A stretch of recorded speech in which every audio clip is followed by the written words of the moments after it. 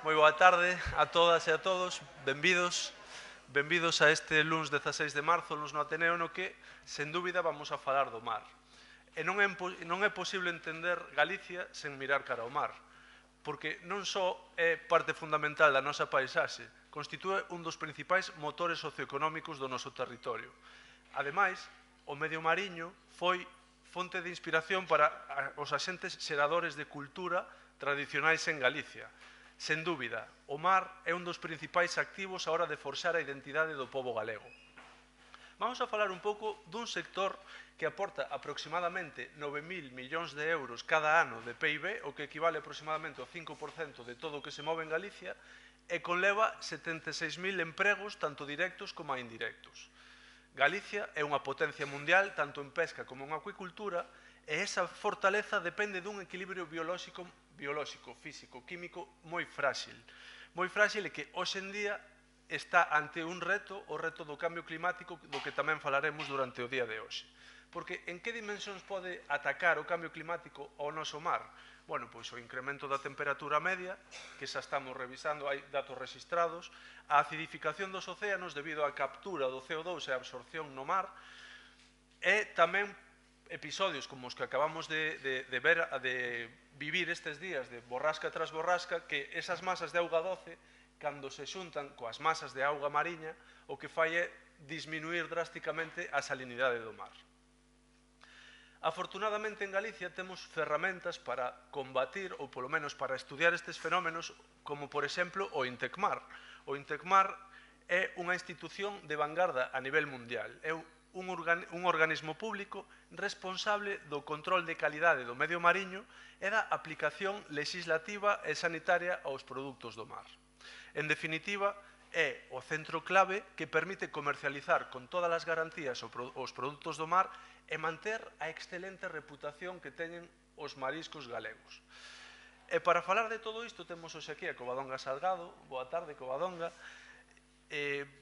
A doutora Covadonga Salgado é doutora en Ciencias Químicas pola Universidade de Santiago, onde tamén estudiou farmacia. Durante a súa trayectoria investigadora estivo en centros tan reputados como Berkeley University en Estados Unidos. Covadonga é funcionaria do Corpo Facultativo Superior da Xunta de Galicia e pasou por diferentes ámbitos, desde o ámbito docente, como profesora, hasta responsable de salubridade de moluscos e xefa de unidade de biotoxinas mariñas. Desde o ano 2009 é a directora do INTECMAR, centro ao que ten dedicado máis de 25 anos da súa vida profesional. A día de hoxe, baixo a súa dirección, o centro acadou un dos principais fitos no ano 21, foi designado pola Axencia Española de Seguridade Alimentaria como Laboratorio Nacional de Referencia de Biotoxinas Mariñas, emplazado aquí en Galicia.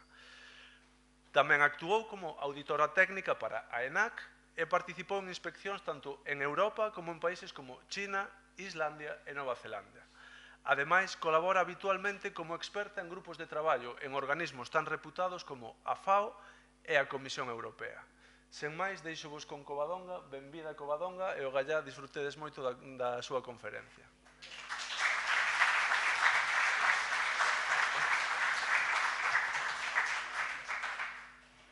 Moitas grazas, Álvaro, pola presentación e moitas grazas ao Ateneo por esta invitación. A verdade é que cando mirei a página web do Ateneo e vin os relatorios anteriores, sentín un pouco de vértigo, porque a verdade é que a calidade dos ponentes é para min unha honra estar agora entre os ponentes do Ateneo. Espero resultar amena e que saigades de aquí con un pouquiño máis de confianza cando compredes, cando merquedes moluscos bivalvos. Bueno, vou vos levar ao mar, ímonos de viaxe ata o INTECMAR. Estamos no corazón da Ría de Arousa, nunha pequena población que é Vilaxoán, moi preto de Vilagarcía de Arousa. Este é o INTECMAR, é un centro que sufriu diferentes ampliacións. Este é o primeiro, o segundo, o terceiro, é dicir, son 3.600 metros cuadrados de edificio. É un centro adscrito á Consellería do Mar, público, no que prestan servicio habitualmente en torno a 85 empregados públicos. Que facemos en INTECMAR? Simplificando moito, facemos tres cousas. Por un lado, seguridade alimentaria, que é o motivo da miña ponencia hoxe. Por outro lado, estudamos tamén os moluscos como animais, como as súas doenzas, as súas enfermidades. E por outra banda, pois estudiamos o océano, a oceanografía operacional e loita contra a contaminación mariña accidental. Sempre, neste caso, sempre da man de Gardacostas de Galicia. Ben, falando de seguridade alimentaria, como Álvaro comentou, estamos falando de moluscos bivalvos. Galicia é unha rexión na que, el comentou ao principio, hai unha 2.500 kilómetros de costa nos que hai unha explotación de moluscos bivalvos moi importante. Entón, na actividade de marisqueo a pé, que é unha actividade eminentemente femenina, pois traballan en torno a 3.000 mariscadoras. PERMES é permiso de extracción, como, por así dicirlo, carné de extracción de moluscos. Logo temos tamén o marisqueo de embarcación, que é unha actividade eminentemente masculina. Pero por enriba de todo iso, a especie estrela dos moluscos, a especie estrela da acuicultura galega é o mexillón. Galicia é a principal rexión productora de moluscos de Europa, de España, segundo a FAO, o 97% do mexilón de España se produce en Galicia, case o 45% do mexilón de Europa se produce en Galicia e en torno ao 10% do mexillón do mundo. Bueno, que problema teñen? Isto, vou contar, pero isto son dúas peceiras iguais, o mesmo lecho marino, a mesma auga cos mesmos dinoflaxelados, con mesmas algas, e nesta peceira hai 12 mexilóns. Isto dura unha hora, está acelerado para que o vexamos, pero isto é un indicativo da capacidade filtradora que teñen os moluscos, exposta co principal filtrador por excelencia, que é o mexilón. O mexilón é capaz de filtrar ata 7 litros de auga por hora. Por lo tanto, nunha hora, esta peceira vai quedar coa auga cristalina. Que quere isto decir de cara á seguridade alimentaria? Que os moluscos que se alimentan por filtración, se na auga temos dinoflaxelados produtores de toxinas, se temos materia orgánica, se temos bacterias, se temos contaminantes, os moluscos, por así decirlo, van a ir papando, alimentándose desa auga e van a ir, son un vector, é dicir, van a ir acumulando eso. O mellor para eles é alimento. Cando falamos de fitoplancton, o fitoplancton para os moluscos é alimento, pero para nós, se ese fitoplancton é produtor de toxinas, pois temos problemas, podemos ter problemas serios se inxerimos eses moluscos. Entón, este é o risco que teñen os moluscos bivalvos. Este risco require que cando falamos de zonas de produción de moluscos, pois teñamos unha vixiancia sobre estes aspectos, sobre as biotoxinas marinas, sobre o fitoplancton, as toxinas, sobre os microorganismos, as bacterias, os virus e sobre os contaminantes que pode haber na auga. E todo isto, digamos que emana da normativa europea. É dicir, hai unha serie de normas europeas que todas as zonas produtoras de moluscos de todos os países teñen que cumprir. Por eso, eu penso que o tema dos moluscos é o único recurso que pode chegar a ser alimento que precisa un control oficial da administración. Nos, se somos agricultores e vendemos leitugas, non precisamos que veña a administración a tomar mostras e decirnos se poden chegar ao mercado ou non, pero neste caso, no tema dos moluscos, sí. Entón, ese control oficial que é o que facemos en Intecmar, digamos que é a nosa competencia, pois tamén simplificado, ten 4 etapas. Por un lado está a toma de mostras, por outro lado temos que analizar todos eses parámetros que vimos antes. Como somos control oficial, hai unha normativa europea que di que teñen que estar eses análisis acreditados. A acreditación é un selo que acredita a competencia técnica, é dicir, que somos técnicamente competentes para hacer estes ensaios nestes moluscos.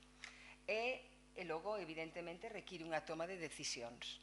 Entón, imos falar de todo isto. Falando do cultivo de mexilón en Batea, 5 son as rías nas que se produce o mexilón. as 4 rías baixas e a ría de Ares Betanzos. É verdade que agora tamén hai en Camariñas, en Anllóns, pero bueno, unha cousa máis ben residual. Pero no resto do litoral, todo o litoral de Galicia está declarado zona de produción. E, polo tanto, aquí temos as rías en azul oscuro, onde medran, onde hai bateas produtoras de mexilón, pero no resto do litoral tamén hai bancos marisqueiros e, polo tanto, tamén temos que ter toma de mostras ali. Como facemos a mostraxe? Claro, cubrimos toda Galicia. Nós estamos en Vilagarcía. Eso ten a ventaxa de que dende calquera punto de Galicia poden chegar mostras ao Intecmar no mesmo día. E iso confire moita axilidade. Vale, actuamos sobre zonas de produción de reducido tamaño. Isto, por exemplo, é un polígono de bateas na ría de Vigo, moi preto do outro polígono de bateas tamén da ría de Vigo. Incluso cando hai problemas de toxicidade, estes polígonos ás veces se poden subdividir para se algunha parte do polígono non chegou o episodio tóxico, pois que se poda vender con total garantía. Por outro lado, a frecuencia de mostraxe é moi intensa. Moi intensa depende. Se falamos de biotoxinas, pode mesmo chegar a ser diaria. Se falamos de contaminantes químicos, o dinamismo non require que sexan análisis diarios. Cubrimos todas as zonas de produción de Galicia e controlamos todas as especies tóxicas. É verdade que o mexilón, como dixen antes, é a especie máis voraz, máis, polo tanto, bioindicadora por excelencia. E que analizamos? Pois analizamos mostras de auga, nas que estudiamos unha serie de variables con unha frecuencia semanal, e tamén mostras de moluscos. En esas mostras de moluscos estudiamos biotoxinas, microbioloxía e contaminantes químicos. Vamos poñer un vídeo e así, pois vamos cara ao mar e facemos as mostraxes. Importante, nós non temos barcos, entón facemos a mostraxe en colaboración co sector. Neste caso é un barco bateeiro, aquí temos unha persoa que é analista de mostraxe.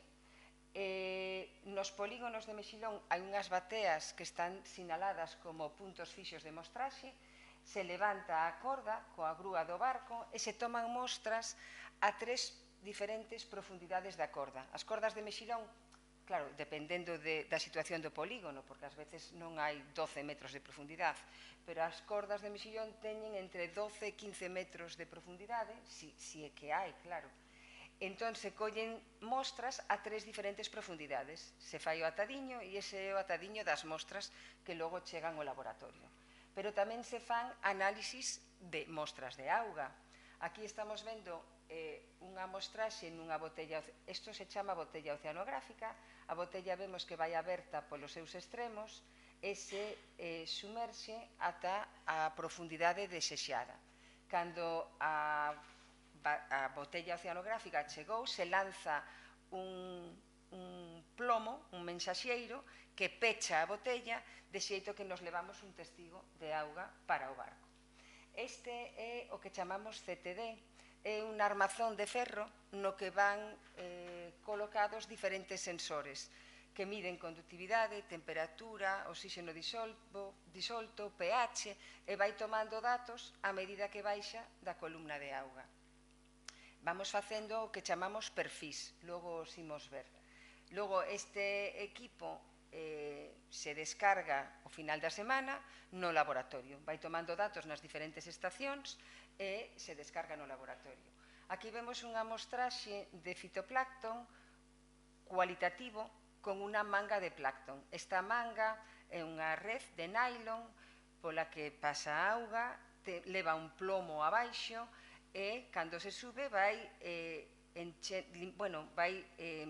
soltando a auga, pero neste reservorio se queda un concentrado de auga que se vai pasando aos diferentes tubiños en función dos análisis que queramos facer. Aquí vemos como abrimos un pouco a válvula da botella para poder coller mostras de auga. Moitos destos viais, isto é unha mangueira, isto é para un análisis cuantitativo de fitoplancton. É unha mangueira de jardín que ten diferentes tramos. Neste caso, Os tramos son de 5 metros, as chaves están abertas, a profundidade aquí só permite coller 2 tramos, polo tanto, as chaves están abertas, teoría de vasos comunicantes, se enche toda a tubería de auga, se vai sacando, imos pechando, se fai baleiro e imos tendo, digamos, un testigo da columna de auga no barco. Aquí pechamos outra vez e logo xa collemos o tramo que chegou máis ao fondo. E logo, unha vez no barco, bueno, pois o imos pasando a diferentes garrafas para descargar toda esa tubería de auga nesas garrafiñas para logo chegar encher os diferentes tubiños para chegar ao laboratorio e ir facendo as analíticas. Bueno, aquí o que está facendo a compañeira é filtrar a auga nuns portafiltros onde están uns filtros que logo son os que se van a analizar para clorofilas. Bueno, vemos aquí a mangueira, vemos aquí como se filtra as clorofilas. Facemos en torno a mostras de moluscos en torno a 8.000, 10.000 mostras ao ano. Agora xa estamos no laboratorio, vemos os de 0 a 5, de 5 a 10, de 10 a 15, os diferentes... Estas son mostras para fitoplancton, productor de toxinas. Bueno, hai que homoxenizar, hai que deixar sedimentar durante 12 horas estas mostras para que, digamos, que as células caigan a esta cubeta, isto se chama unha cubeta de Utermol, de feito que... Ai, perdón, onda... Bueno, ahora xa non o imos a ver. Pero, bueno, nesa cubeta quedan depositadas as células e son as que se miran logo ao microscopio. Bueno, unha vez que tomamos mostras, chegamos ao laboratorio. En canto a oceanografía e fitoplancton, estas son as diferentes estacións ao longo da costa, a mostraxe é semanal. Aquí vemos as rías baixas e vemos os polígonos, estes cuadradiños ou polígonos lixeiramente amarelos, e vemos estas cruces son as estacións oceanográficas onde tomamos as mostras de auga. As vemos aquí en detalle na Ría de Arousa. Estas estacións están moi vinculadas ao cultivo de moluscos, es dicir, están sempre preto dos cultivos, dos polígonos de mexillón. Bueno, estos son o equipo que acabamos de ver, a mangueira, a manga, a botella oceanográfica, o CTD. Esta é unha roseta oceanográfica, é dicir, unha roseta de botellas oceanográficas. Isto se emprega moi ocasionalmente e se usa dende un helicóptero. Cando necesitamos facer mostraxes nas bocas moi externas das rías, bueno, pois se pode ir con un helicóptero e programamos que isto se vaya abrindo a diferentes profundidades para traernos un testigo desa columna de auga a Intecmar. Bueno, este todo o parámetro de análisis que en mostras de auga se analizan. Es moi importante estos perfiles que decíamos antes, o CTD, o sea, o CTD toma datos, pois neste caso, de salinidade, de pH, de temperatura, ao longo da columna de auga. Isto é moi importante de cara a estudar o cambio destas variables fisicoquímicas de cara ao crecemento do fitoplancton. Levamos con esta serie dende o ano 92, é dicir, ten máis de 30 anos, é unha serie maior de idade, e levamos máis de 50.000 perfis. Pero falando de seguridade alimentaria, isto se desintegrou un pouquiño, pero bueno, o que é importante é isto, o reconto cuantitativo da comunidade fitoplanctónica, que isto se fai ao microscopio. Vemos aquí a beleza que teñen estes dinoflaxelados, o microscopio. Ao final o que tenemos que facer é identificar que fitoplancton está nas zonas onde medran os moluscos, cal deles é tóxico, todas as que están aquí, bueno, isto é produtor de dinofisis, produtor de toxina amnésica, produtor de toxina paralizante, bueno, identificar e contar. E logo emitimos unha serie de informes. Este é o informe sobre fitoplancton tóxico da semana pasada, que está en tempo real na páxina web de Intecmar. Isto foi emitido o xoves pasado, as mostras se tomaron a semana pasada e para, neste caso, bueno, as estacións están aí, para as diferentes estacións, isto só é un exemplo, é a segunda folla, pero para cada estación se ve o número de células por litro e tamén unhas observacións. Neste caso concreto, estamos nun momento idílico, é dicir, non hai episodio tóxico, por iso todo é 0000. A maneira que temos de representar isto gráficamente con este diagrama que lle chamamos diagrama de HABS, de fitoplancton nocivo, e como vemos non hai nada. Pero ás veces a situación non é así. Entón vou viaxar no tempo e imos ver unha semana de agosto do ano 2014. A ver, neste caso, pois xa tiñamos fitoplancton tóxico importante na boca da ría de Muros, da ría de Arousa e na ría de Pontevedra. E fixade o dinamismo que ten isto. Unha semana máis tarde, fixade como todo o fitoplancton tóxico prácticamente abarcou todas as rías de Galicia. E unha semana despois, mesmo casi desapareceu. Isto é moi importante porque hai moitos países, cando viaxamos a outros países, claro, isto é costoso no tempo. E moitas veces din, non, nós facemos mostraxes quincenais. Bueno, imaginadevos se nós fixéramos mostraxes quincenais aquí, non vemos problema, e nos vamos aquí, e non vemos problema, pero perdemos todo este episodio. Entón é importante estes mostraxes semanais, e por eso, agora imos velo, pero por eso é importante os controis casi que diarios de toxinas cando estamos nun episodio destos, porque de un día para outro a situación pode perfectamente cambiar. Bueno, pasando do fitoplancton, o que chamamos xeralmente mareas vermellas, as biotoxinas mariñas, bueno, mareas vermellas en si mesmo, o término mareas vermellas non é un término moi correcto, pero bueno, se falamos de mareas vermellas, isto é unha marea vermella, bueno, máis ben laranxa, pero isto é unha marea vermella no sentido de que estes dinoflaxelados, que son alimento dos moluscos, teñen pigmentos para captar a enerxía solar, pero se están en unha concentración moi importante na auga, poden cambiar a cor da auga. Estos son, neste caso, as mareas vermellas. Neste caso, por Noctiluca arriba e por Mesodinium abaixo. Vale, ninguna destas mareas vermellas é tóxica per se. A maioría das especies tóxicas non cursan, digámoslo así, con coloracións na auga. Por iso é importante os controis rigurosos e frecuentes. Bueno, estas mareas vermellas ás veces non son vermellas, ás veces son verdes ou son marróns e como dixen antes, nin sequera son tóxicas a maioría delas, non? Pero, bueno, temos tamén mareas que son bioluminiscentes, o famoso mar de Ardora, e pasando xa o tema das biotoxinas mariñas, bueno, pois temos mostraxe ao longo de toda a costa. Cando falamos de toxinas mariñas en Galicia, hai un control diferente se falamos de mexillón cultivado en batea, a se falamos de moluscos infaunais ou falamos de pectínidos.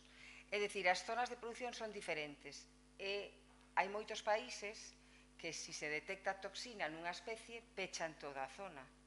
Imaginademos aquí en Galicia, se con mexilón tóxico pechásemos todas as rías, pois moitos mariscadores deixaban de vender un produto que é perfectamente apto para o consumo. Por iso temos distintas zonas de produción e digamos que o control é diferente, non é o mesmo, pero se actúa, as decisións son de xeito diferente. Vale. Como facemos o control de mareas tóxicas, de biotoxinas mariñas, perdón? Bueno, pois moi en contacto coas condicións oceanográficas e o fitoplancton que acabamos de ver, e tendo como principal bioindicador o mexillón. Entón, para mexillón de batea, pois temos diferentes puntos. Para infaunales tenemos 40 puntos de mostraxe en toda Galicia e para pectínidos 17. Estos de primarios e secundarios, eu vos decía que os polígonos de batea, hai unha batea que é o punto fixo. Imaginademos que este patio de columnas son polígonos, un polígono de bateas, e cada butaca é unha batea. Bueno, si a boca da ría está aquí, estes episodios veñen da boca da ría hacia dentro. Por lo tanto, esta primeira butaca sería o punto de control. Pero se logo temos un episodio tóxico, podemos mirar no medio do polígono a ver como están as bateas, porque mesmo podemos deixar as primeiras filas pechadas, pero as seguintes abertas se non hai risco para o consumidor. Así, por exemplo, na ría de Arousa temos diferentes polígonos de mexillón, temos 5 zonas de molusco infaunal e temos, perdón, 7 e 5 zonas de moluscos pectínidos. E cada unha pode ter a súa situación. Vale. Bueno, como integramos a observación de fitoplancton e o análisis de toxinas? Esta diapositiva é, digamos, o corazón do programa de mostraxe. Bueno, o desarrollo de fitoplancton, digamos que ao principio non hai fitoplancton, situación que temos hoxe, pero logo poden cambiar as circunstancias, ese fitoplancton empeza a medrar e xa empeza a facer bloom, a explosionar, vale? Ben, pois lixeiramente desplazado no tempo, porque os moluscos teñen que filtrar ese fitoplancton e acadar a toxina, aparece a curva de toxicidade. Se superamos o límite legal, bueno, pois temos un problema. Os polígonos deberían de estar pechados, os polígonos, as zonas deberían de estar pechadas, e logo, unha vez que o fitoplancton na súa sucesión de especies vai diminuindo, pois a toxicidade dos moluscos siguen filtrando, ímolo decir así, fitoplancton bo, e polo tanto van desintoxicándose de xeito natural e volvendo a ser aptos para o consumo. Bueno, pois en función de en que tramo estemos da curva, esta frecuencia de mostraxe vai cambiando. Por exemplo, neste caso, en B3, estamos nunha situación de alerta. Alerta por qué? Porque o fitoplancton está medrando, empezamos a detectar toxinas, pero aínda estamos por debaixo do límite legal. Polo tanto,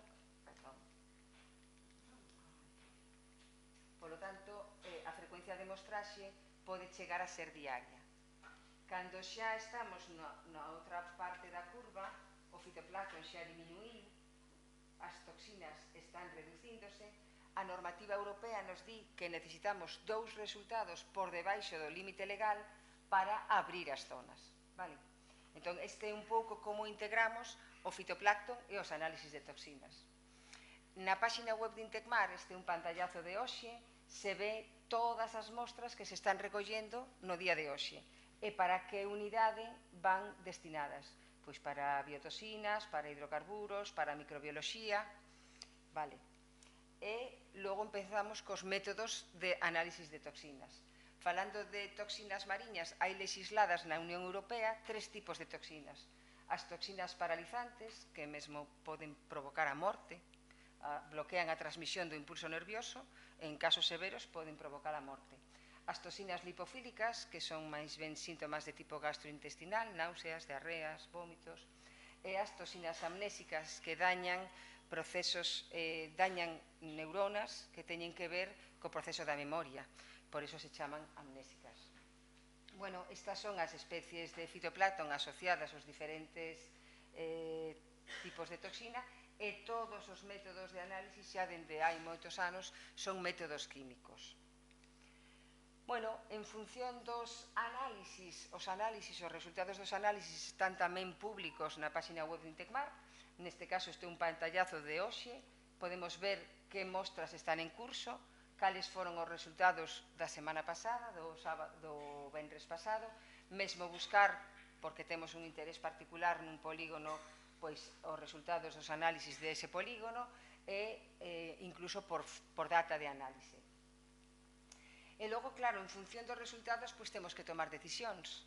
É dicir, se se supera o límite legal, hai que emitir unha resolución de peche para que non se poda extraer produto desas zonas, ou mesmo se estamos moi preto, pois podemos facer peches cautelares. Ou, por exemplo, porque vemos que hai presencia de fitoplancton tóxico, polo tanto hai alta probabilidade de toxicidade nos moluscos, pero houve un problema no barco ou hai malas condicións meteorolóxicas e non podemos recoller mostras. Bueno, pois podemos facer peches cautelares. Estes peches cautelares se emiten desde Intecmar é importante decir que a unidade de biotoxinas traballa en quendas de mañá e de tarde, é dicir, que todos os análisis que chegan, todas as mostras, perdón, que chegan ao día, se analizan no mesmo día. Vamos tendo resultados ao longo da tarde e se rematan todos os resultados ao día seguinte. É dicir, que é un sistema moi rápido. Se nos detectamos que hai un resultado que implica o peche do polígono, eso se fai en calquera momento tan pronto como se detecta ese resultado. Vale, con todas as resolucións están tamén na página web de Intecmar, incluso o histórico de resolucións e o histórico de anos anteriores, e transmitimos esa información. Como transmitimos esa información? Bueno, pois transmitimos esa información a todas estas persoas que están interesadas, é dicir, as cofradías, as asociacións, os empresarios, os operadores de empresa alimentaria, e a transmitimos principalmente mediante un servicio de aviso rápido. É dicir, estamos mandando avisos deste estilo, son correos electrónicos nos que se manda a resolución, a vemos aquí, e isto se está mandando a 541 receptores, é dicir, mandamos máis de 20.000 avisos ao mes. De feito, nos rexeitaron como spam, tivemos que facer aí contratar un servicio de correo electrónico porque senón non nos mandaba os correos electrónicos. É dicir, que é un sistema moi áxil. Vale, cada vez que facemos unha resolución, cada vez que emitimos un resultado, a situación das zonas cambia, é dicir, estamos nese tramo da curva en A, B1, B2, B3 e, polo tanto, emitimos informes de estado de zonas. Estes informes de estado de zonas están tamén na página web a nivel de histórico e están para as diferentes zonas, para cultivos en batea, para moluscos infaunais e para pectínidos. Bueno, imos ver un exemplo, unha situación da capacidade, digámoslo así, que ten o sistema de control. E tamén viaxamos no tempo, neste caso estamos no ano 2011, pero para mostrar o que eu quero mostrar, pois me vale perfectamente. Bueno, neste caso, en novembro de 2011, na ría de Pontevedra, temos 8 polígonos de mexilón. Os 8 polígonos de mexilón estaban afectados por toxina paralizante, vemos C, toxina paralizante, CCC, quere decir pechado, e moitos deles estaban tamén afectados por toxinas lipofílicas. E, polo tanto, a situación dos polígonos era pechada. Nese mesmo momento, se falamos de moluscos infaunais, ameixa, berberechos que crecen nos bancos intermareais, pois temos na ría de Pontevedra 5 zonas, non había toxinas paralizantes, non había toxinas lipofílicas e, polo tanto, as zonas estaban abertas. E se falamos de Vieira, tamén na ría de Pontevedra, hai 3 zonas neste caso, non había problema nin de paralizantes nin de lipofílicas, pero sí había problema de toxina amnésica. A Vieira ten unha especial querencia pola toxina amnésica, de feito que este tramo da curva non baixa, episodio a episodio vai intoxicando. Entón, é un tema importante, é un tema que, a nivel europeo, se fixo moito traballo e se permite en condicións moi controladas extraer vieira tóxica, pero sempre que se retiren as partes máis tóxicas e quede solo para o consumidor o músculo e a gónada, sempre que cumpla os criterios de ausencia de toxicidade. Vale, o tema das toxinas é o tema máis recurrente en Galicia, saímos moitísimo na prensa, moitísimo incluso na televisión cando hai problemas, pero o que é importante é, o que eu quero poñer o foco, non é nos episodios tóxicos, que os hai, pero en Galicia os hai. En Galicia hai a produción e o risco, e precisamente hai a produción porque hai risco, é dicir, é unha zona que ten unha riqueza de fitoplancton que fai que medren moitos moluscos, pero pola contra, estes episodios son moi recurrentes, pero eso hace que el programa de control teña que estar a ese nivel e teña que ser un sistema moi áxil e moi rápido en canto a toma de decisións. Por ese mesmo motivo, fomos recoñecidos pola Axencia Europea de Seguridade Alimentaria, a Axencia Española de Seguridade Alimentaria como Laboratorio Nacional de Referencia, e lideramos a red de laboratorios oficiais de biotoxinas mariñas que en España está composta por 10 laboratorios. Bueno, deixando o tema de toxinas mariñas e pasando ao tema microbiolóxico, bueno, pois tamén hai diferentes puntos de mostraxe ao longo da costa para estudar estas variables. Que variables estudiamos? Que parámetros estudiamos? Reconto de Escherichia coli, que é a bacteria indicadora de contaminación fecal, salmonela e norovirus.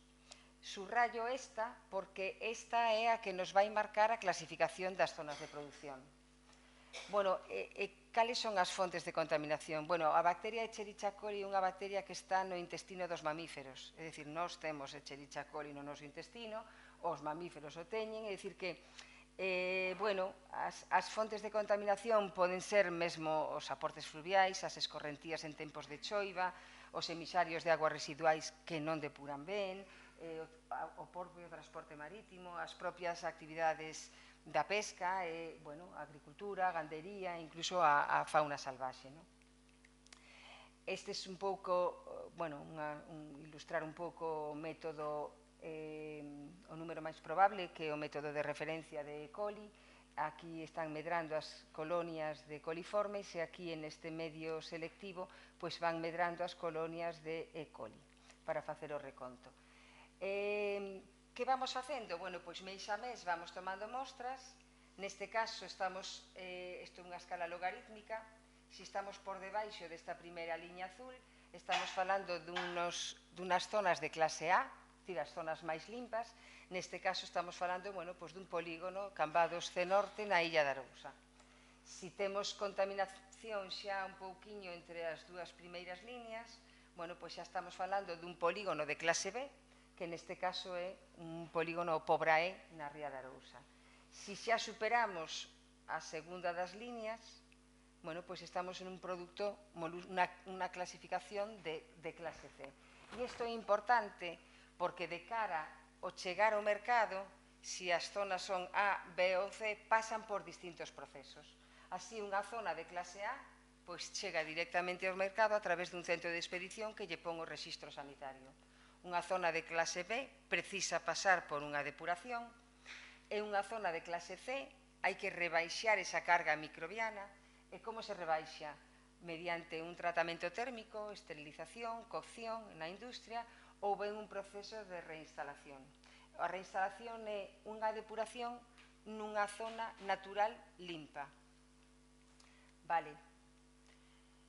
As resolucións de reclasificación das zonas, ben para mellor ou ben para peor, é tamén competencia de Intecmar, se fan dende Intecmar e se publican tamén na página web e se mandan polo servicio de aviso rápido.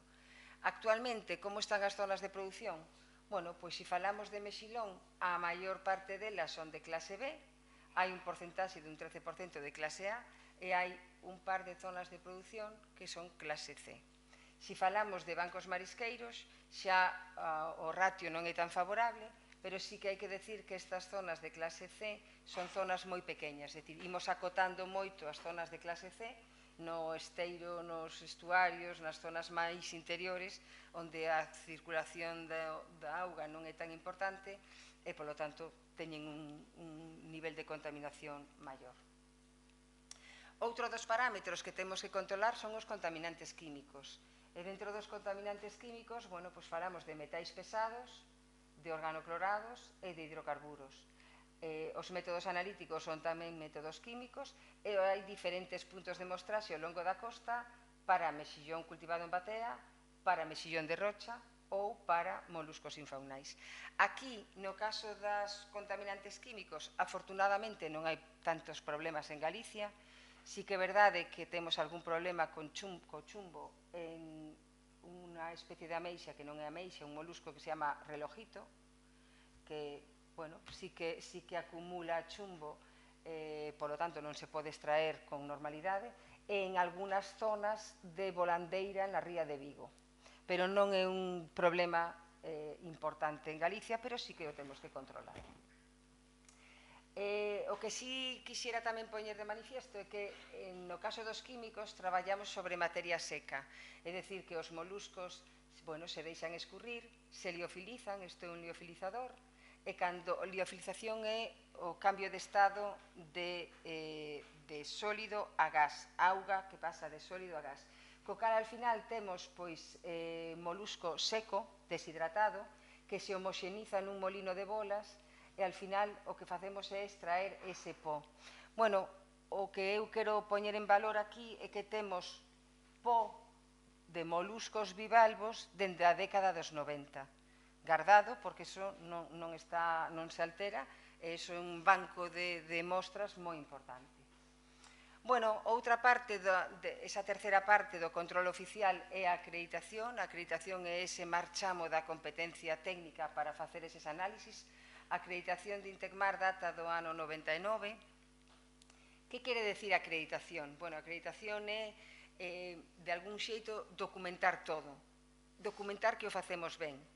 Ás veces non o facemos ben, pero, bueno, iso ímolo ver tamén. Isto é un cromatograma de toxinas paralizantes. Eu, cando falo así, digo, bueno, isto é como a radiografía do médico, que a entende o médico.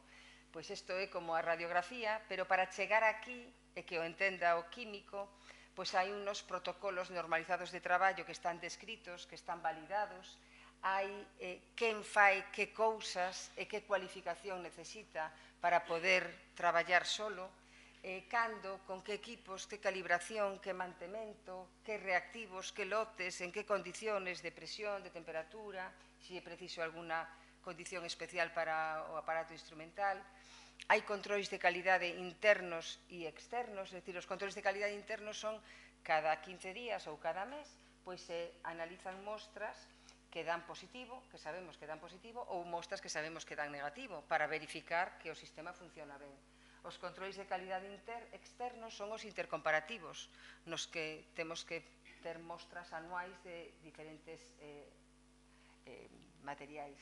E logo, ás veces as cousas non van ben, entón hai que facer traballos non conformes, identificar as causas, que foi o que fallou, e poñer accións para que esas causas non se volvan a repetir ou se repiten con menos frecuencia. E todo este proceso está auditado. Hai auditorías internas e externas que son anuais. Aquí vemos a liña do tempo dende o ano 99 ata a actualidade, a liña do tempo de auditorías da Entidade Nacional de Acreditación. Todas as que teñen o triángulo vermello, pois son auditorías de ampliación, ou ben de ampliación do alcance ou ben de ampliación de reevaluación. Bueno, tivemos a última o ano pasado e agora en xuño deste año pois teremos a seguinte. Un pouco para poñer en valor o traballo de Intecmar, o ano pasado, en cifras, por exemplo, eu destacaría 15.000 análisis de fitoplancton tóxico e clorofilas, 9.000 análisis de biotoxinas, bueno, podemos ver máis números de outros análogos, pero logo hai unha parte moi importante que é comunicación. Estos son os nosos análisis, pero ahora, isto en que se emprega? Bueno, 361 resolucións no ano pasado, é dicir, é máis dunha resolución por día laborable, porque, claro, o dinamismo require que se hai que facer resolucións de apertura, de peche, de moluscos infaunais, pectínidos, incluso mesmo dentro dos moluscos infaunais facemos excepcións para a navalla e o longueirón, que mesmo se intoxican de xeito máis lento. Por lo tanto, decimos, bueno, pois pechamos os moluscos infaunais agás a navalla e o longueirón. Bueno, eso fai que o número de resolucións sexa moi elevado, 572 informes de estado de zonas, 1.625 informes previos á extracción, isto ímolo explicar a continuación, 589 emails enviados, avisos enviados, cada aviso vai a 541 destinatarios, por lo tanto son máis de 300.000 emails enviados o ano pasado. E logo hai un volumen de datos que xeramos moi importante que transferimos aos investigadores, es decir, recibimos en torno a 50, bueno, 58 foron no ano pasado, peticións de información pública, é dicir, de datos que vamos xerando para os diferentes equipos de investigación de Galicia. E participamos tamén en proxectos de investigación. pero non acaba aquí, é dicir, o que vos contei ata o de agora, bueno, non me quero estender moito máis, pero o que vos contei ata o de agora é un primeiro nivel, é dicir, nas zonas de produción, ese control oficial que ten que facer Intecmar. Pero falando de seguridade alimentaria, aquí estamos falando de recurso, cando este recurso se pode explotar. Pero logo hai un segundo nivel, é dicir, cando ese recurso xa vai na cadea de comercialización, xa é un alimento, xa está camiño do transporte, das industrias, bueno, pois aí, tanto a Consellería do Mar como a Consellería de Sanidade, a través dos seus corpos de inspección, pois poden recoller mostras que nos mandan o Intecmar. E, finalmente, hai un tercer nivel de seguridade que son as propias empresas, o sea, os operadores de empresa alimentaria son os responsables últimos da mercancía que poñen no mercado. Polo tanto, teñen ou ben laboratorios privados ou acordos con outras institucións. E dito isto, eu tamén quero recalcar un pouquiño aquí esta primeira parte, é dicir, temos recurso, temos zonas controladas, como chega, como se explota eso, como chega eso ao consumidor? Bueno, pois, como se organizan as actividades marisqueiras? Bueno, se falamos de bateas, as bateas son como explotacións agropecuarias, como granxas. É dicir, cada bateeiro pode xestionar a súa batea e pode extraer da súa batea, excepto que Intecmar teña pechada as zonas de produción por calquera dos riscos que acabamos de ver. Pero cando falamos de bancos marisqueiros, pois para que eses bancos marisqueiros podan explotarse, primeiro ten que haber, por parte das asistencias técnicas, das cofradías, unha avaliación dos stocks, é dicir, un reconto de tallas, unha graficado das tallas nos bancos, dicir, bueno, pois hai recurso.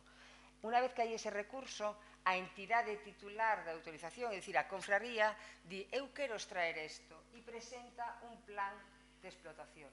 Bueno, non se ve, nin quero que se vexa, pero o que é importante, neste caso, é o plan da Cofradía de Cambados para 2024, 25 e 26, marca as especies que son obxectivo de extracción, en que zonas, que bancos marisqueiros, cantas persoas participan no plan, cantos mariscadores a pé, cal é o calendario, bueno, pois pretenden explotar durante todos os meses, que especies, que topes, kilos mariscadores día e cal é o tamaño mínimo.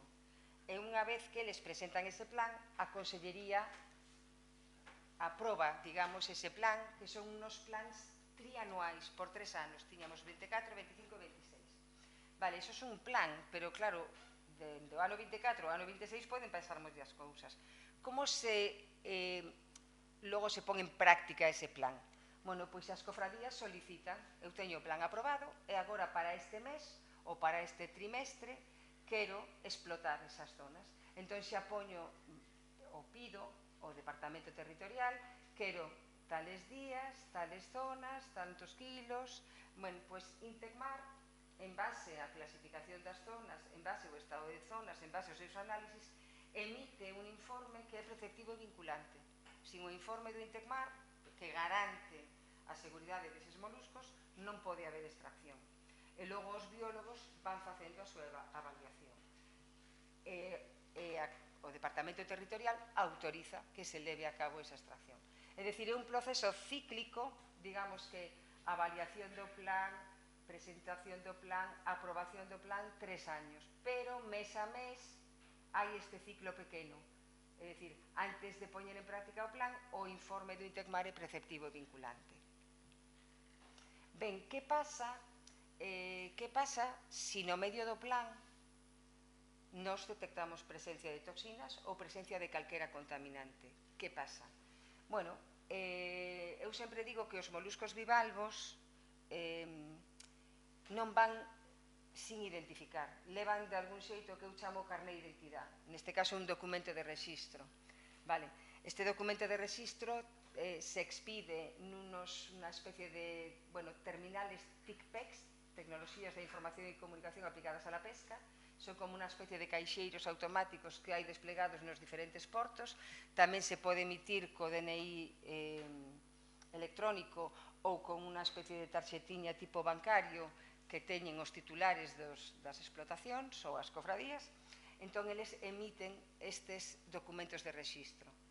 Vale, si nós en Intecmar detectamos calquera problema, calquera emitimos unha resolución, cambiamos a situación das zonas, todo eso a nivel informático xera un fichero que se intercambia mediante un servizo web co ordenador que rexistra todos estes documentos de identidade dos moluscos, documentos de trazabilidade. De maneira que ese servicio recolle o ficheiro, actualiza as zonas de captura de biotoxinas, a clasificación microbiolóxica, a clasificación de toxinas, e se hai algún alerta, cuidado, busca os derradeiros peches, localiza todos os documentos de rexistro que se emitiron dende o día anterior ás 0 horas e manda un informe de alertas aos servicios veterinarios oficiais para que extremen as precaucións sobre esas industrias que recibiron eses lotes de moluscos. Este é o documento de rexistro, bueno, este é unha parte do documento de rexistro. O documento de rexistro te indica a calificación sanitaria, polo tanto te indica cal é o destino, te indica que especie, que quilos, quen o emitiu, e sempre o documento de rexistro te indica en 3 idiomas, en galego, castelán e inglés, que antes hai que consultar a páxina web de Intecmar.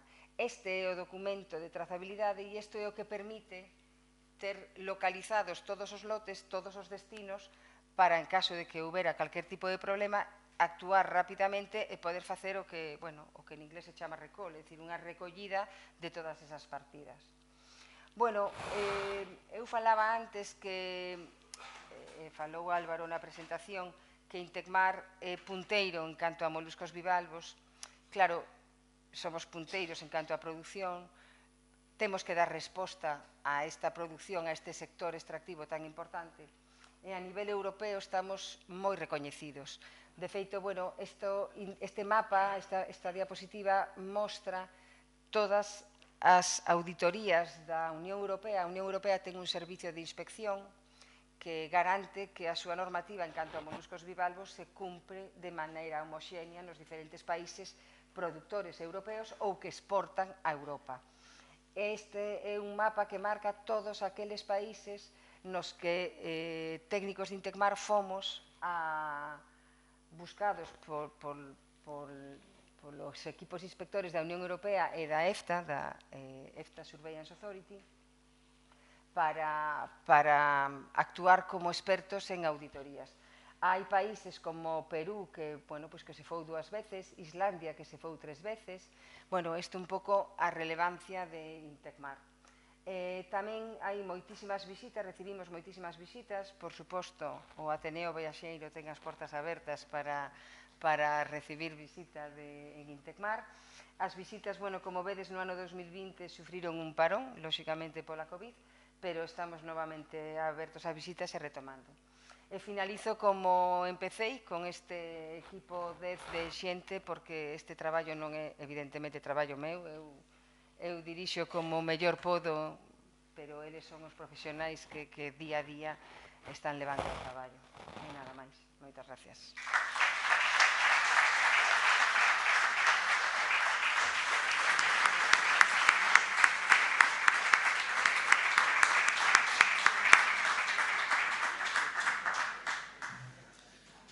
Moi ben. Parabéns coa Donga, moitas gracias por compartir con nós esta información tan clara e, sobre todo, tan didáctica a hora de, cando esteamos no verán comendo marisco ali nunha terraza, pois estar seguros de que iso é calidade. Esa é a idea. Teñades confianza no sistema. Pois, pola miña parte, abriría ahora o turno de preguntas. Se temos aquí un candidato a pregunta, Manolo, cando queiras, despois aí.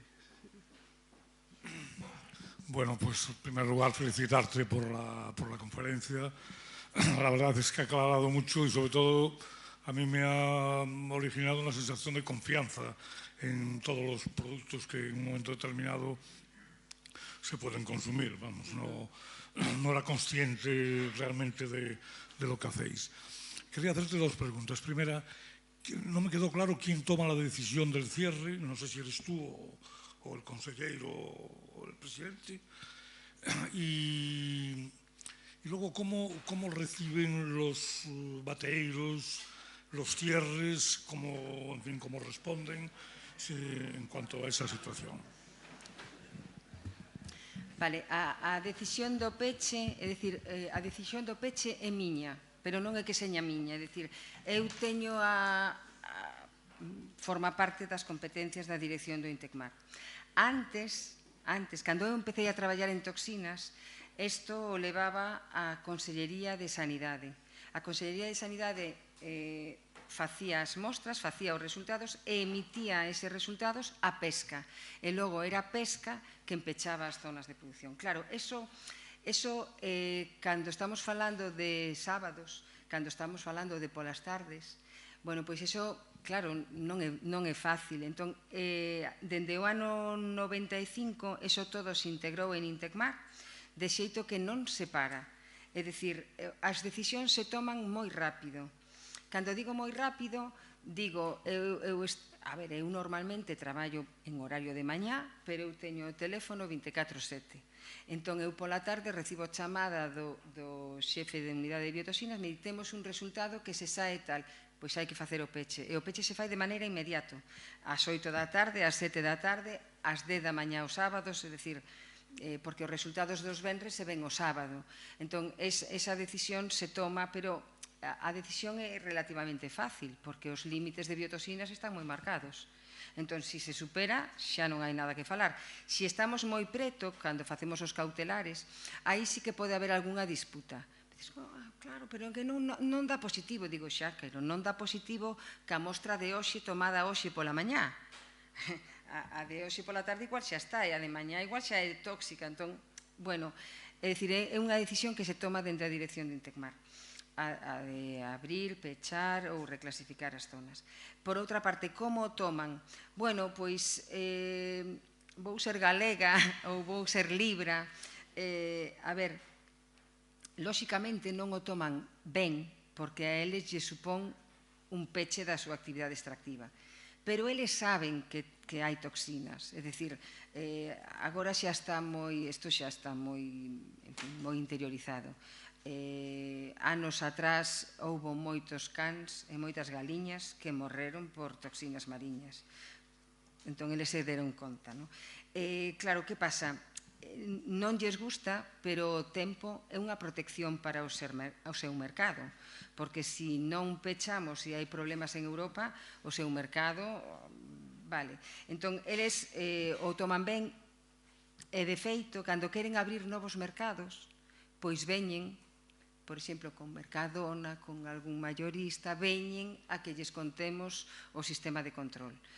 E tamén, eles, moitos, sobre todo no caso das asociacións de mexillón, teñen tamén laboratorios.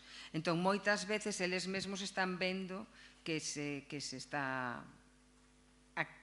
aumentando o nivel de toxinas, estamos chegando aos límites. Bueno, tamén houbo moitos problemas cos métodos químicos. Aí, a ver, moitas veces, Intecmar pechou e a nos non nos dá. Claro, están utilizando métodos que non ven as toxinas. Eso pasou, cando houve os cambios de método, eso pasou moito. E a culpa sempre a ten Intecmar porque nos está pechando as zonas e a min non me dá. Pero, bueno, eso forma parte do traballo. Eu sempre digo que ás veces deberíamos de falar para o consumidor en xeral, porque, claro, eu moitas veces digo, bueno, eu estou na Consellería do Mar, pero o meu sector, evidentemente, é o sector productor de moluscos, pero é todo o consumidor galego, español e europeo, porque os produtos do Mar de Galicia chegan a todos os mercados. Muchas gracias, Covadonga. Gracias. Está encendido. Venta de ti, que es unha pioneira neste tema. Por tu tiempo y por todo lo interesante que nos has estado hablando. Son preguntas muy cortitas. La primera, me imagino que el control de equinodermos, holoturias y gasterópodos, eso entra dentro de los planes de explotación, ¿no? Sí. Efectivamente.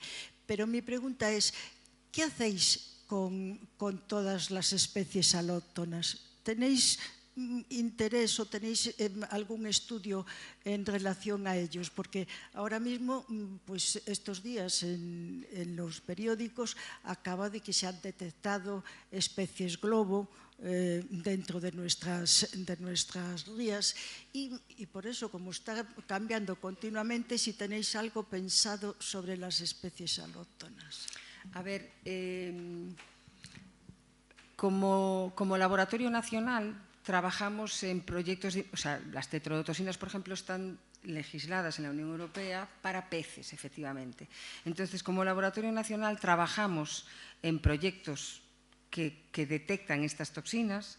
Hemos visitado, por ejemplo, en cuanto a la ciguatera, hemos visitado el laboratorio de Canarias, que tiene un control de ciguatera.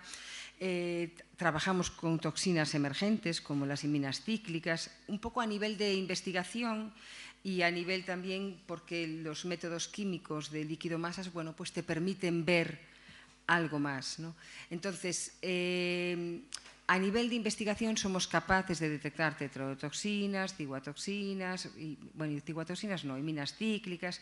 Ahora, tú me dices, ¿tenemos implantado un programa de control de peces tropicales? No, no, no. ¿Pero está? Bueno, digamos que tenemos el ojo ahí avizor porque como laboratorio nacional, bueno, pues tenemos que estar ahí. Y si empiezan a aparecer estas especies, bueno, pues habrá que ponerse más claro. Hola, a ver, aquí quedei impresionado co traballo que facedes e que moitas veces, bueno, que descoñecemos os consumidores. E quería preguntar dúas cousas concretas que sempre me intrigaron. Eu nacín en Bueu, cando era un rapaz, a mellor nos anos 80, tiñamos unha subasta moi importante de vieiras. Había barcos que vivían, a mitad do ano vivían da explotación das vieiras. E logo, de repente, desapareceu o mercado de vieiras pola toxina paralizante e amnésica. E nunca máis se volveron a explotar. Entón, sempre me preguntei se era que antes non había esas toxinas ou non se detectaban e apareceron logo. E outra pregunta ten que ver co mesilón. Polo que coñezo por amigos dali da zona, debaixo das bateas acumulase unha grande contaminación por lodos que veñen producidos polo mesilón. Alguna vez me dicían que había como 1 metro de profundidade de lodos. Entón, quería saber como afecta eso ás rías. A contaminación por eses lodos que hai aí e se procede a súa limpeza algunha vez ou, bueno, son cosas que me... Vale, a primeira parte. O tema da toxina amnésica é un tema que en Europa empezou no ano 97, se legislou no ano 97. Nós habíamos detectado xa no ano 95 e a detectamos. Foi curioso, grazas ao bioensaio en ratón. Antes o ensaio de toxinas lipofílicas era o bioensaio en ratón. Entón, nós, empregando o bioensaio en ratón, víamos que o rato morría dun xeito moi rápido e dunha maneira moi extraña. É dicir, eso non eran toxinas lipofílicas. Pero investigando, pois se detectou toxina amnésica na ría de Muros. E, de feito, Galicia legislou a toxina amnésica antes que Europa. Europa legislou en outubro do ano 97 e Galicia en marzo do ano 97.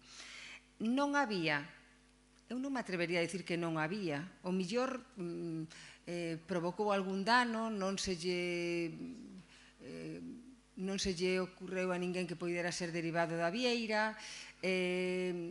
A ver, a toxina amnésica é unha toxina que en condicións normais provoca condicións normais leves, quero decir, pois provoca síntomas gastrointestinais, pode pasar desapercibida aí, en intoxicacións xa máis severas sí que pode provocar procesos de amnesia e mesmo a morte tamén, como a paralizante. A ver, o tema da vieira, nós traballamos moitísimo a nivel europeo na final da década dos 90, facendo experimentos de vieira a vieira e órgano a órgano, é dicir, o músculo, as gónadas, as branquias, o hepatopáncreas. Entón, a maior parte se acumula no hepatopáncreas. Claro, se se quita o hepatopáncreas, a bola negra, pois parece que xa quitas a maior parte, pero nós detectamos que incluso quitando o hepatopáncreas podes ter vieira tóxica. E logo o que detectamos na vieira é unha gran variabilidade interindividual. A vieira é un molusco grande, o millón nunha ración de vieira son 2 unidades. Se hai unha variación interindividual moi grande, con 2 vieiras podes ter problemas. Entón, bueno, dende o ano 2002 hai unha normativa que te permite eso, que en un réximen moi controlado, analizar como dá a vieira, como dan as partes músculo e gónada, como chega eso ao mercado, o sea, esas partes que poden chegar ao mercado, que límite tenen para poder autorizar, e se está autorizando, extraer vieira, e se autorizou tamén na ría de Pontevedra para eviscerare. O que pasa que, bueno, é un réxime que é moi riguroso, moi seguro, a vieira se vende xa lista case para comer, pero é unha garantía, claro, evidentemente. E logo, respecto ao tema dos depósitos nas bateas, a ver, efectivamente, as bateas son granxas, establecementos de acuicultura onde hai unha gran produción de mexillóns, onde se fan laboreo de mexillón, claro, eso fai que caigan moitos restos, e eso, evidentemente, bueno, hai imaxes que mostran que hai como montañas, pois sí, que poden chegar a 1 metro. Claro, que pasa? O millor é peor remover todo eso, poñer en suspensión quistes, que pode haber quistes de dinoflaxelados que están enquistados, pero removelo pode... Non é, hai estudios, CETMAR fixo un estudio importante de como se podían retirar eses lodos, pero non son lodos, son depósitos, son acúmulos de restos orgánicos, non? Pero ás veces eliminar todo eso igual é resuspender quistes que logo poden ter consecuencias en desarrollo de especies, eventos de toxicidade que, bueno, non é fácil. Pero sí que é verdade que está aí, o sea, eso está aí, eso se pode ver, os buceadores o ven. Vamos a ver, unha pregunta moi cortiña. Entre o momento que toma a decisión Intecmar de suspender a produción de un polígono e o momento en que esa produción anterior á decisión está xa no mercado, que pasa? Vale, a ver, imaginemos que agora mesmo se toma a decisión, se fai a resolución, se emite ese ficheiro bloquea a emisión de documentos de rexistro, xa non se poden emitir máis documentos de rexistro desa zona, pero durante todo o día de hoxe ese molusco estivo saindo, que é a pregunta. Ben, que fai o sistema? O sistema localiza, isto se pechou, bueno, pois todos os documentos de rexistro, todas as partidas que saíron dende onte ás 0 horas. Ese conxunto de documentos de rexistro se envía aos inspectores. Entón, os inspectores saben esas partidas a onde foron. As empresas reciben os peches. A maior parte dos moluscos está en depuración, porque a maior parte das zonas son zonas BES, tenen que ir a depurar. Entón, a depuración, o molusco de onte está depurándose ou acaba de sair, ou mesmo vai camino de Italia, que moitas veces pasa, pois os camións teñen que dar a volta. Pero o importante, é dicir, eso supón unha distorsión no mercado, certo, pero hai que pensar que a garantía é que non chegue o consumidor. Entón, claro, eso sí que está a camiño do mercado, é dicir, pode estar en tránsito hacia outro país, pode estar depurando, e, polo tanto, bueno, esa partida pode devolverse ao mar, porque pode devolverse ao mar. Si está en un tratamento térmico en un cocedoiro, esa partida hai que destruíla, porque iso xa está cocido, xa non pode. Que pasa? Outra cousa. Eles teñen a oportunidade de facer analíticas, porque nós pechamos o que decía antes, nós pechamos este polígono de bateas co punto primario. O punto primario non é unha elección ao azar. O punto primario, digamos, que é o primeiro en darnos alerta. pero iso é un sistema garantista. É dicir, quer dicir, aquí está afectado por toxina, pero eu saquei da parte da banda da lá, entón eu podo analizar. Intecmar pechou a zona, certo, isto estivo sacado de xeito legal, eu avalo cun análisis de un laboratorio autorizado que esta partida non ten risco, entón se pode comercializar. É dicir, se pode comercializar se está garantida con un análisis, se pode devolver ao mar, é un sistema que está legislado para que se faga dun xeito áxil, e se non cabe ninguna das dúas cousas hai que destruílo. Pero o importante é que eso se frene e dé a volta antes de chegar ao consumidor. Pero iso pasa, claro, iso pasa. Está garantizado. Sí. Está garantizado que non chega ao consumidor, claro. Moi ben. Eu tiña unha pregunta, Covadonga, relacionada tamén co cambio climático. Durante este verán, pois, sufrimos unha serie de episodios de incendios forestais moi potentes. Entón, derivados dos mesmos, as escorrentías normalmente arrastran cinzas e podense depositar nas bocas das rías. Nese sentido, observachedes algún efecto tóxico que puderan conlevar este tipo de materiais? A ver, este ano os incendios, o sea, vamos a ver, houve outro ano, non me lembro que ano foi, onde houve unos incendios moi fortes. 17, creo que foi. 17, puido ser, bueno, non o sei. Intecmar estivo na mesa de incendios. Intecmar tiñamos unhas capas, bueno, non a tiñamos nós, é dicir, Medio Rural cartografiou os incendios, nós tiñamos unha capa cos incendios, mirábamos a orografía dos bancos e mirábamos a orografía da costa e que bancos poderían estar afectados. Aí realmente a capacidade de acción era ter avisados os biólogos de zona para ver si, o sea, para avaliar si chegaban as cinzas, vale? Nós non vimos nunca, nin nese ano, nin este ano, impacto de contaminantes químicos nos moluscos. Pero, bueno, ese traballo sí que é un traballo que está de algún xeito xa protocolizado para poder avaliar que bancos poden sufrir o impacto. Vale, ok.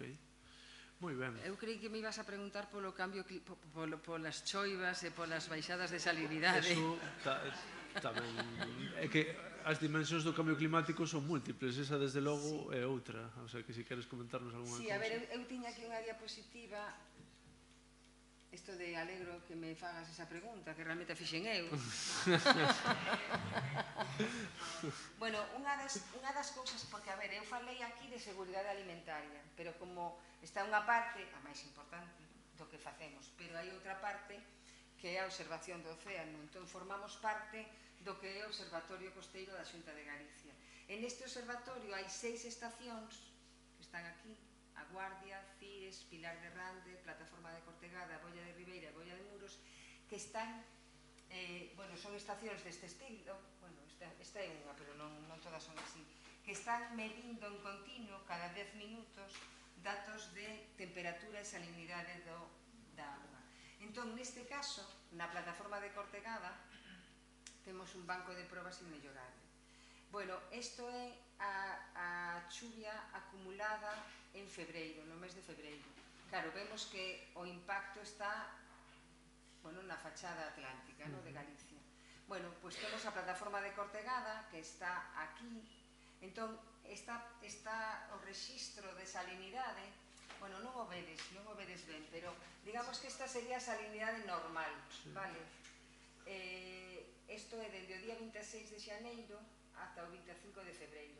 Entón, houbo baixadas de salinidade que nin o réxime de mareas facía recuperar.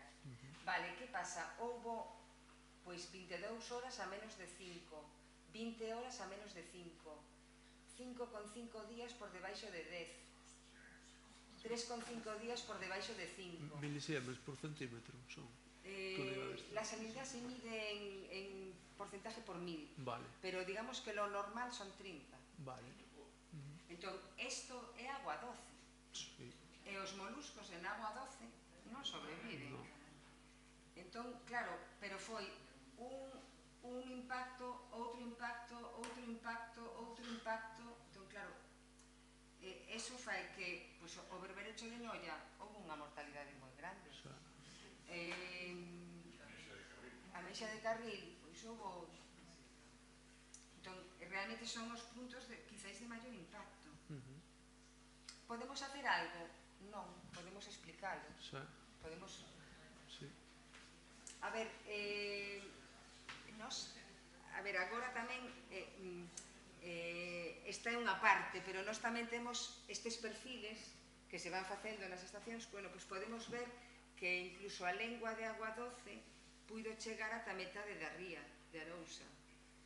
Entón, claro, o millor diste, bueno, pois o millor outro ano, pois o millor hai que baixar as rabizas das bateas, pero claro, iso sabes agora, que has avaliado un mes despois os parámetros de salinidade, non? Pero, bueno, que o impacto está aí. E que, bueno, este observatorio costero permite, bueno, este é unha rede de medidas, hai máis redes de medidas do observatorio, pero este é o que permitiu, bueno, ver que realmente o impacto, prever que o impacto iba a ser importante. Moi severo, claro.